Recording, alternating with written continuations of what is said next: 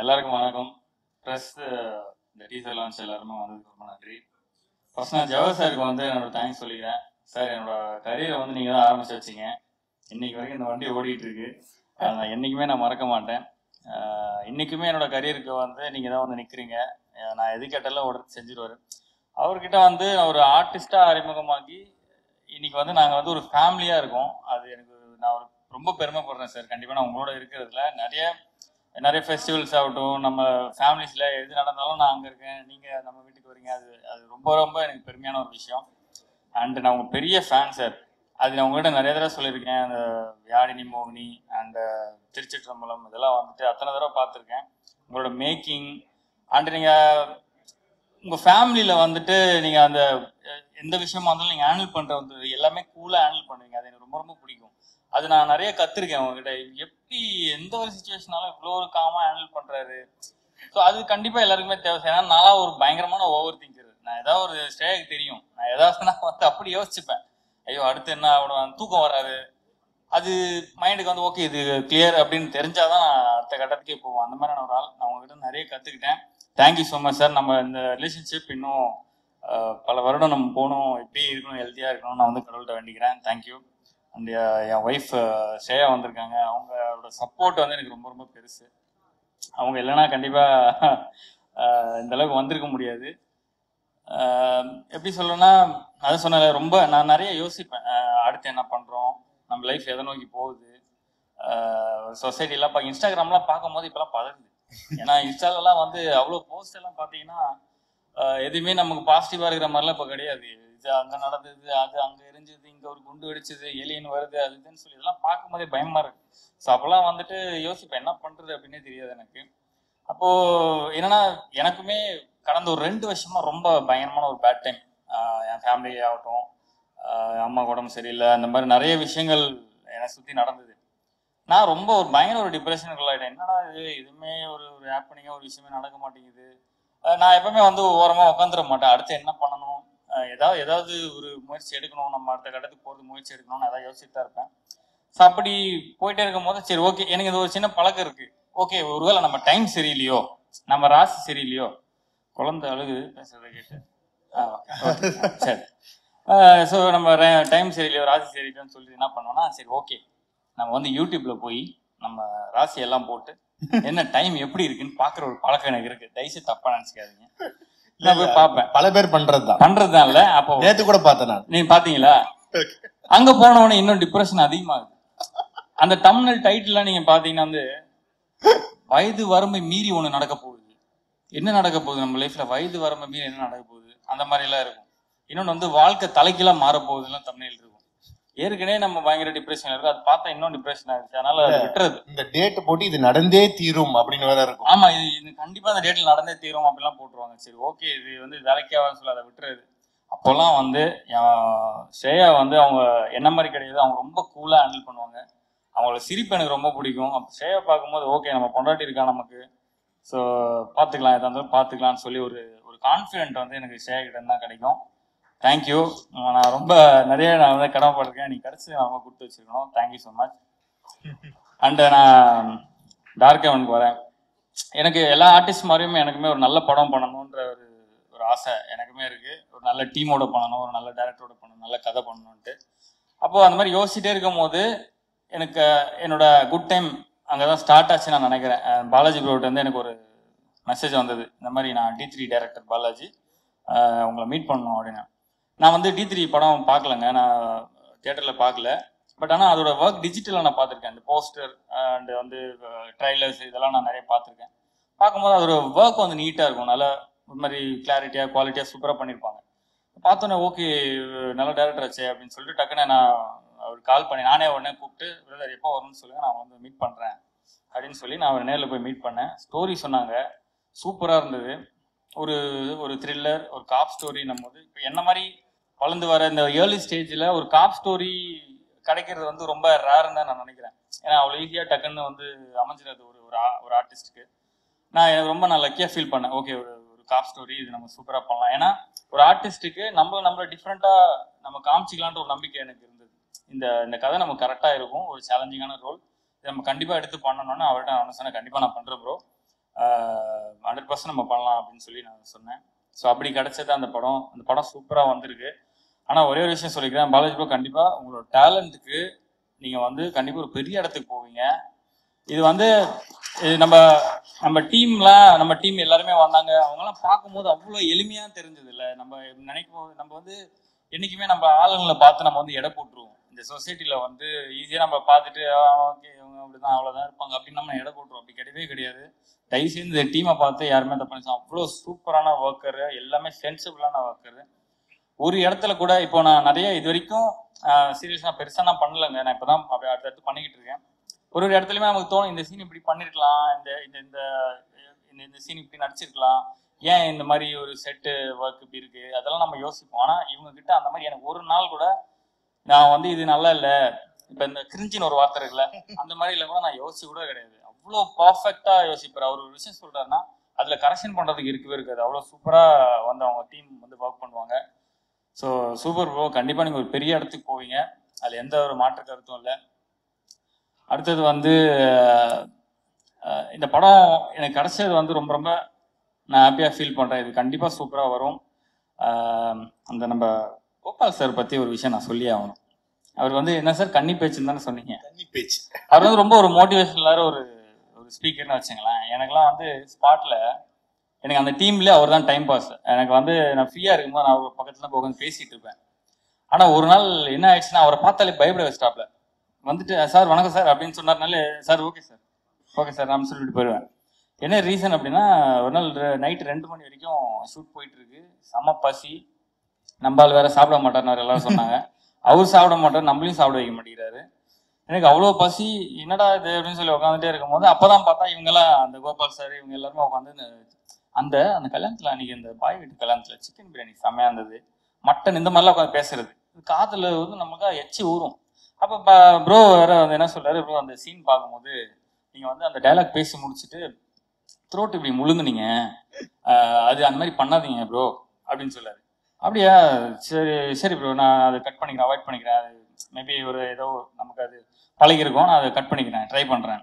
இவர் உடனே ஏன் சார் அப்பப்போ நீங்கள் வச்சு முழுகினீங்கன்னா ஒருவேளை உங்களுக்கு சுகர் இருக்குமோ? எனக்கு வந்து நான் தான் சொன்னால நான் ஓவர் திங்கர், எனக்கு அது மண்டல ஓடிட்டே இருக்கு. ஐயோ, நம்ம உடனே இவர்கிட்ட ஏதாவது லீவு கேட்டு நம்ம உடனே ஹாஸ்பிட்டல் போயிடலாமா, போய் ஏதாவது நம்ம டெஸ்ட் ஏதாவது பண்ணி பார்த்துருமா, என்ன சார் சொன்னா அவர் 5 நிமிஷம் அவரே பார்க்குறேன். எனக்கு மண்டை ஒரு மாதிரி கையில ஸ்வெட்டாக ஆரம்பிச்சிச்சு, ஒரு வேலை இருக்குமோ அப்படின்ட்டு. அது மட்டும் இல்லை, அடுத்தது ஒரு தடவை என்ன ஆச்சுன்னா, ஒரு ஸ்டன் சீக்வன்ஸு ரொம்ப நேரம் ட்ரையல் பண்ணி கரெக்டாக குறிப்பாத்து என்னை தரையில் இறக்கிட்டாங்க. அது வேற விஷயம். பெட்டில் இறக்கவும் நான் ரொம்ப கான்ஃபிடென்ட்டாக இருக்கேன், அப்படி இழுத்து பார்த்து தூக்கி தரையில் இறக்கி விட்டாங்க. அந்த பெயின் எனக்கு கிட்டத்தட்ட ஒரு வாரமாக இருக்கு, ஏன்னா அவ்வளோ ஹைட்லேருந்து விழுந்தேன் நான் கீழே. ஸோ அது வந்து நான் சார்கிட்ட சொல்லிட்டு இருக்கேன், சார் இந்த மாதிரி சார் பேக் பெயின் ரொம்ப இருக்கு, அன்னைக்கு கொஞ்சம் கவனிக்காமல் கீழே போட்டு விட்டாங்க சார். இல்லை சார், ஆமாம் சார், அப்படிலாம் நீங்கள் வந்து ஃப்ரீயாக விட்றாதீங்க சார், பேக் பெயின்லாம் சும்மா வராது, நீங்கள் உடனே போய் எம்ஆர்ஐ எடுத்து விட்ருங்க சார், பெரிய பிரச்சனை ஆகிடும், நீங்கள் பார்த்துங்க அப்படின்ட்டாரு. ஐயோ என்னடா இது அப்படின்னு சொல்லிட்டு அந்த மாதிரி ரொம்ப அவர்கிட்ட பேசும்போது எனக்கு ரொம்ப ஒரு மோட்டிவேஷனலா இருக்கும்.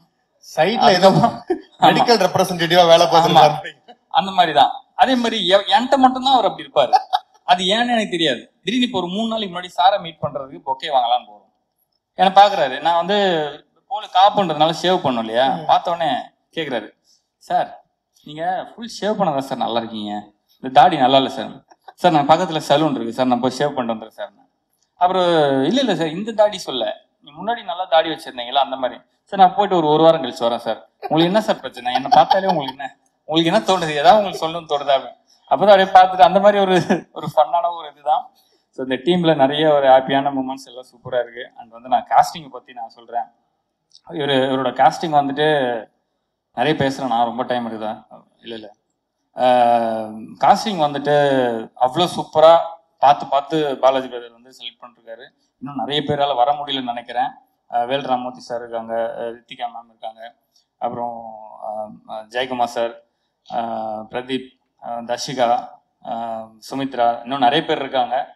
ஸோ இந்த காஸ்ட் எல்லாமே இந்த கேரக்டருக்கு இவங்க பண்ணாதான் கரெக்டா இருக்குன்ற மாதிரி இருக்கும். நம்ம இந்த படம் பார்க்கும்போது அந்த அளவுக்கு அவரோட காஸ்டிங் அப்படி இருக்கும். அவ்வளவு ஈஸியா ஒருத்தர் வந்து தெரிஞ்சவங்க வாங்க நீங்க வாங்க அப்படின்ற மாதிரி கூப்பிட மாட்டாரு. அந்த கேரக்டருக்கு அவங்க கரெக்டா இருந்தா மட்டும்தான் அவர் வந்து இந்த கேரக்டருக்கு வந்து அவர் செலக்ட் பண்ணுவார். இந்த காஸ்டிங் வந்து அவ்வளோ சூப்பரா அமைஞ்சிருக்கு. அது ரொம்ப சந்தோஷம். And Mani sir, DOP Mani sir பத்தி நான் சொல்றேன். சார் அழகா காமிச்சிருக்கீங்க. அந்த மானிட்டர்லாம் நான் போயிட்டு அப்பப்போ பார்ப்பேன். அவர் பார்க்குறாரு இல்லையோ நாங்கள் போய் பார்த்துருவோம் ஃபர்ஸ்ட். சார் கொஞ்சம் தள்ளுங்க சார் அப்படின்னு சொல்லி ஓகே நம்ம நல்லா தான் தெரியுறோம். ஓகே நல்லா இருக்கு அந்த அந்த ஏன்னா ஃபர்ஸ்ட் எப்பவுமே நான் வந்து எந்த ஒர்க் பண்ணாலும் நான் ஒரு ஆடியன்ஸா ஃபர்ஸ்ட் நான் பார்ப்பேன். நம்மளோட ஒர்க்கை நான் ஒரு ஆடியன்ஸா பார்ப்பேன். இது நல்லா இருக்கா, இது நமக்கு சூட் ஆகுதா, நம்மளுக்கு நல்லா இல்லைன்னா நம்ம என்ன பண்ணலாம், எந்த மாதிரி இம்ப்ரூவைஸ் பண்ணலாம்னு நான் பார்த்துருவேன். ஸோ அந்த மாதிரி சாரோட விஷுவல்ஸ்லாம் அவ்வளோ சூப்பராக இருந்தது. அந்த லொக்கேஷன்லாம் சொன்னாங்கல்ல, சீரியஸாகவே ரொம்ப ரொம்ப கஷ்டம். எனக்கெல்லாம் பயங்கரமான பாடி பெயின். ஃபர்ஸ்ட் ஒரு 2-3 நாள் எனக்கு ஷூட்டே கிடையாது. அப்போ நான் யோசிக்கிறேன், பாடி பயங்கரமா வலிக்குது, நம்ம வேலையை பார்க்கலையே, எதுக்கு பாடி வலிக்குது அந்த மாதிரி இருக்கும்போது அப்பதான் தெரியுது அந்த டிராவலே நமக்கு வந்து அந்த ஜீப்ல தான் போகணும், கார்ல எல்லாம் போக முடியாது. ஸோ அதுலயே நமக்கு அந்த பாடி பெயின் எல்லாம் வந்துடும். ஸோ அந்த மாதிரி லொக்கேஷன்ல அவர் அவ்வளோ கூலா வேலை பார்த்தாரு. Thank you so much. அவங்களோட ஒர்க் பண்ணதில் ரொம்ப சந்தோஷம். எடிட்டர் ராஜா ப்ரோ சூப்பராக இருக்கு. சான்ஸே இல்லை. எனக்கு டீசர் வந்து நான் இப்போ வேற ஒரு படம் பார்த்துட்டு இருந்தேன் தேட்டரில். காலேஜ் வந்து ஃபோனில் அனுப்புறாரு டீசர் வந்து ரெடி அப்படின்னு சொல்லி பார்த்து நானும் ஷேர்ட்ட சொல்லுமா டீசர் வந்துருக்குமான்னு சொல்லிட்டு தேட்டர்லேருந்து வெளியே வந்துட்டோம். அந்த படம் அப்புறம் பார்த்துலான்னு சொல்லிட்டு நேராக வெளியே வந்துட்டு டீசர் பார்க்குறோம். அவ்வளோ சூப்பராக இருந்தது. அவங்க சொன்னி சூப்பர் அப்படின்னு. அப்போ அவங்க முகத்தில் வந்து ஒரு இந்த சந்திரமுகியா ஒரு இது இருக்குல்ல, அந்த மாதிரி பரவாயில்ல நம்ம புதுசாக வந்து சூப்பராக ஒரு படம் அவங்க பண்ணியிருக்காரு, நல்லா இருக்கு அப்படின்ற மாதிரி அவங்க ஃபேஸ். எப்பவுமே நம்ம சுற்றி இருக்கவங்களை பார்க்கணும், அவங்களோட ரியாக்ஷன்லாம் நமக்கு தெரிஞ்சிடும் நம்ம பண்றது ஒர்த்தான வேலையா இல்லையான்றது. சுற்றி இருக்கவங்க நான் எப்பவுமே ஒரு சீன் அடிக்கும் போது கூட அந்த லைட் மேன்ஸ் எல்லாம் பார்ப்பேன். அவங்க வந்து அப்படின்ட்டாங்கன்னா முடிஞ்சது, ஓகே நம்ம ஏதோ இங்கே வந்து பிளேடு போட்டுக்கிட்டு இருக்கோம் போல இருக்குன்னு. அவங்களோட ரியாக்ஷன் நல்லா இருந்ததுன்னா சூப்பர்ப்பா அப்படின்ட்டாங்கன்னா ஓகே, அந்த மாதிரியான ஒரு இது. ஸோ சூப்பராக பண்ணியிருக்கீங்க bro Raja bro. And music director Sakthi bro சூப்பராக இருக்கு உங்கள் ஒர்க்கு. நீங்கள் அந்த ஜாக்கின்லாம் ஒரு படம்லாம் பண்ணிக்கிட்டு இருக்கீங்க. உங்களோட அந்த லைவ் மியூசிக் ஒர்க்லாம் நான் பார்த்தேன், சூப்பராக இருந்தது. அண்ட் நம்ம டீம் எல்லாருக்குமே நான் வந்து ரொம்ப நன்றி சொல்லிக்கிறேன். இது சூப்பரான ஒரு டீமாக அமைஞ்சிருக்கு. இந்த படம் கண்டிப்பாக ஒரு பெரிய படமாக வந்து இருக்குன்றதை நான் நம்புகிறேன். எனக்கு ஒரே ஒரு வருத்தமான ஒரே ஒரு விஷயம் என்னன்னா, நம்மளை சுற்றி இருக்கவங்க வந்து எல்லாருமே நண்பர்கள், எல்லாருமே வந்து எதிரிகள். நம்ம வந்து எப்படி ஐடென்டிஃபை பண்ணலாம்னா இன்னைக்கு இருக்கிற இந்த இன்ஸ்டாகிராம்லேயே நமக்கு தெரிஞ்சிருக்கு. எதை வச்சு நான் சொல்கிறேன்னா, நம்ம இப்போ லைஃப்பில் வந்துட்டு நம்ம பெருசாக சாதிக்க முடியல, எனக்கு வந்து என்ன பண்ணுறதுன்னு தெரியல, ரொம்ப நம்ம ஃபெட்டப்பாக ஒரு போஸ்ட் போடுறோம், ரொம்ப கவலையாக ஒரு போஸ்ட் போடுறோம் அப்படின்னா அங்கே வந்து ஒரு நிறைய நம்மளை சுற்றி இருக்க அந்த நண்பர்கள் இருக்காங்க இல்லையா, அவங்களாம் வந்து லைக் போடுவாங்க, நமக்கு வந்து மோட்டிவேஷனலாக ஒரு 4-5 வார்த்தை சொல்லுவாங்க, அந்த மாதிரியெல்லாம் இருக்கும்.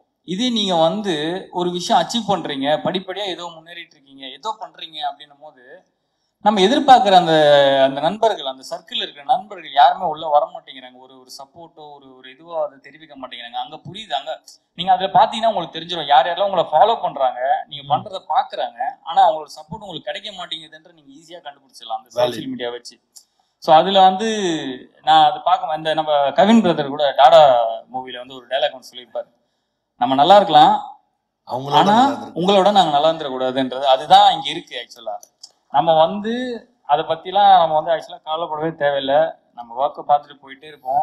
என்னன்னா அது அவங்க அது புரிஞ்சுக்கணும். நம்ம அந்த சர்க்கிள் வந்து இன்னைக்கு எனக்கு நல்ல நேரம் வருதா, நாளைக்கு உனக்கு வரும். இன்னைக்கு நான் உனக்கு கை தட்டுறேன், நீ நாளைக்கு எனக்கு கை தட்டு. அவ்வளவுதான். எல்லாரும் சேர்ந்தே இருப்போம், சேர்ந்தே சந்தோஷமா இருப்போம், சேர்ந்தே வளருவோன்றது தான். பட் அதெல்லாம் பார்க்கும்போது ஒரு இதா இருக்கு. பட் நம்ம ஏதாவது அச்சீவ் பண்ணும் போது யாருன்னே தெரியாத அக்கா, அண்ணன், தங்கச்சி, நம்ம இந்த இன்ஸ்டாகிராம்ல இருக்கிற இந்த மக்கள் இருக்காங்கல்ல, அவங்க எல்லாம் வந்து அண்ணா நீ அன்னைக்கெல்லாம் வீடியோ போட்டுட்டு இருந்தேன், அதெல்லாம் நான் பார்த்துருக்கேன், நீ சூப்பரா நடிப்பேன், அன்னைக்கே தெரியும் நீங்க வந்து ஒரு படம்லாம் நடிப்பீங்க, அடுத்தடுத்து வருவீங்கன்ற நம்பிக்கை எனக்கு அன்னைக்கே இருந்தது. அந்த மாதிரிலாம் போடும்போது எனக்கு அது ரொம்ப சந்தோஷமா இருக்கு. அந்த மக்கள் தான் நமக்கு வந்து எப்பவுமே இருப்பாங்கன்றதை நான் நம்புறேன். ரொம்ப ரொம்ப தேங்க்ஸ் எல்லாருக்கும். நான் ஏதாவது தப்பா பேசினா மன்னிச்சிருங்க. இந்த படம் வந்து கண்டிப்பா சூப்பரா வரும், நல்ல குவாலிட்டியா இருக்கு. எல்லாருமே பார்த்து சப்போர்ட் பண்ணணும் நான் எல்லாரையும் கேட்டுக்கிறேன். Thank you so much. Thanks. Super. And உண்மையிலேயே நீங்க சொன்ன மாதிரி நிறைய அன்கண்டிஷனல் லவ் வந்து கொடுத்துட்டு இருக்காங்க. அது வந்து வீட்டுல பயங்கர பிளென்டியா கொடுத்துட்டு இருக்காங்க. அவங்கள இந்த நேரத்துல ஸ்டேயா நீங்களும் ஸ்டேஜ்ல வந்து a few words about his debut film அதை பத்தி பேசணும். Please come. வாங்க. அவங்க அப்பல இருந்து சொல்லிட்டே இருக்காங்க, இந்த ஆஷி கிட்ட சொல்லுப்பா, என்ன கூப்பிட வேணாம்னு சொல்லுப்பா, நான் என்னப்பா பேசுறது. அதாவது எவ்வளவோ மேடை இருக்கு, பட் இந்த மேடை ஸ்பெஷல் மேடை இல்ல. அதாவது எவ்வளவோ மேடைகள் ஏறி இருப்பீங்க, அவார்டு வாங்கியிருப்பீங்க, பட் இதுக்கு ஈடு இணை வேற எதுவும் சொல்ல முடியாதுல்ல. ஃபார் எக்ஸாம்பிள் உங்களுடைய ஹஸ்பண்ட் அவர் வந்து நடிச்ச ஒரு முதல் படம், அந்த முதல் படத்தோட teaser launch, how do you feel? Okay, first of all வந்திருக்கிற எல்லாருக்குமே என்னோட வணக்கம். ரொம்ப ஹாப்பியாக இருக்குது. நான் சித்தோட படத்தோட டீசர் இன்னைக்கு ரிலீஸ் ஆக போகுது. அண்ட் இங்கே வரைக்கும் அவங்க வந்திருக்காங்கன்னா அது வந்து உங்களோட பியோர் டெடிகேஷன் அண்ட் ஹார்ட் ஒர்க்னால. I am so proud of you. And கண்டிப்பாக இந்த படம் வந்து எல்லாருக்கும் பிடிக்கும்னு நினைக்கிறேன். ஏன்னா டீசரோட ஃப்ரேம் பை ஃப்ரேம் பார்த்தாலே தெரியுது ஹோல் டீமோட எவ்வளோ சின்சியரான ஒரு டெடிகேஷன் பேஷன் இருக்குன்றது நமக்கு தெரியுது. எனக்கு டீசர் வந்து ரொம்ப பிடிச்சிருந்தது. ஃபர்ஸ்ட் டைம் இவங்க காமிக்கும் போது எனக்கு ரொம்ப பிடிச்சிச்சு. அவ்வளோதான். இனிமே இந்த மூவி ரிலீஸ் ஆகும்போது உங்கள் கையில் தான் இருக்குது. நீங்கள் தான் இந்த மூவியை தட்டி கொடுத்து என்கரேஜ் பண்ணணும். So keep supporting them. அவ்வளோதான். தேங்க்யூ. Thank you so much.